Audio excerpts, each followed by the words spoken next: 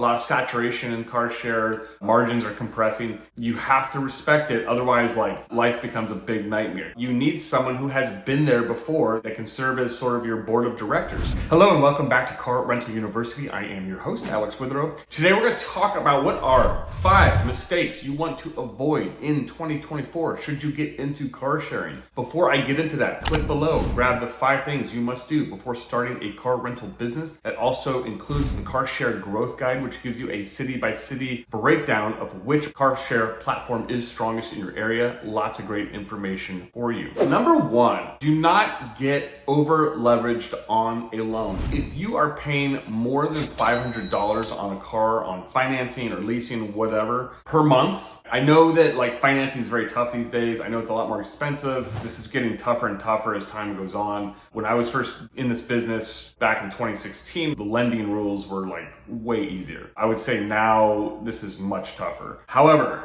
same rule applies. You do not want to get over leveraged on a car. If you're paying like $900, $1,000, $1,100 a month, that is a lot. That is a lot. You don't want to do that. So I would keep these payments as low as you can so that the cash flow and economics really make sense. One company I really recommend taking a look at with regards to car acquisitions is Tenant financing. They've got a lot of great options and situations that can get you a pretty low payment. Number 2, you really need to understand the nuances of all the car share platforms. Each one is different. They have different systems. They have different claim systems. They have different maintenance requirements. They have different clienteles. Each one is very different. So I would say that it's also important to understand that in each city, there are some that are stronger than others. So for example, if you live in Chicago or Washington, DC or Boston, Getaround's probably one of your stronger bets in those cities. But if you are outside the downtown areas of those cities, Turo is probably going to be a better option for you. I've run operations in 3 different cities, New York, Atlanta, and in Miami, and now soon to be in Boston. But what I would say is that each city has a very different environment. When I was in New York,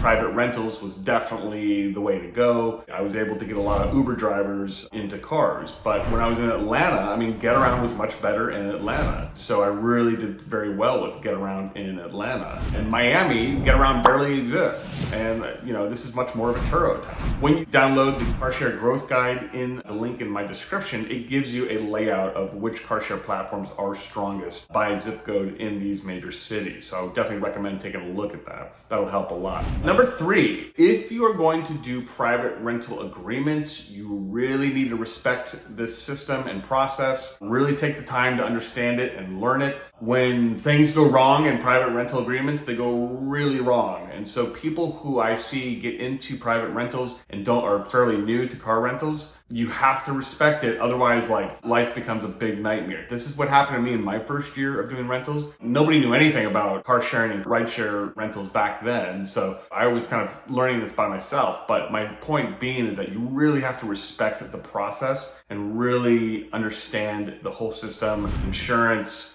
dealing with Uber drivers, how to kind of hold your leverage over them and whatnot. So that's really important. Number 4, do not ignore the basics. Get the GPS on the car, get the kill switch, find a good repair shop that's not gonna gouge you. Do not take your cars to the freaking dealership for repairs. Dealerships are ridiculous. It's typically like the shops that are just kind of mom and pop shops that can really kind of help you out with regards to getting repairs done at an affordable rate. Places like Pep Boys and whatnot, I really don't like them just because they typically have large markups. You also want to get a good mobile technician, mobile repair kind of guy. A lot of these guys out there, if you just Google mobile technicians, you can find guys who will come and replace batteries on the spot, change tires, all kinds of things like that. When you pay attention to those details, it can really save you a lot of money throughout the year with repairs on cars. And lastly, it's important to have someone that you can refer to, really help you, guide you along the path. If you really want to dive into this business, you need someone who has been there before that can serve as sort of your board of directors. So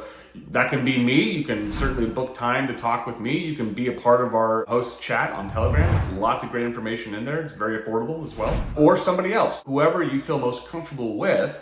Be sure to have someone who has is a mentor to you in this business that has gone before you before and has really done all this. And you may know someone personally like that as well. That's important. You don't want to kind of fly blindly in this business. There are a lot of nuances that you have to look out for and that can really be a problem for you down the road. So you want to make sure you're not falling into any of these pitfalls. Those are the 5 things I would recommend to anyone who's getting into this business this year. And I will say there's still a lot of money to be made. A lot of people have talked about, there's a lot of saturation in car share, margins are compressing. Yes, that's true of any industry. This has happened with Airbnb as well. As larger players have got into the space, Airbnb's margins have compressed, car share's margins are starting to compress. There's still good money to be made. So I wouldn't let that deter you. I do think it's better now to have more cars, 5 to 10 or more than less. All that to say, I'm still very bullish on this industry, but I would say that there are definitely specific things you have to watch out for and be cognizant of as you go into it. Drop a comment below. I'd love to hear your thoughts on everything. Before I go, click below, grab the 5 things you must do before starting a car rental business. I will catch you in the next episode.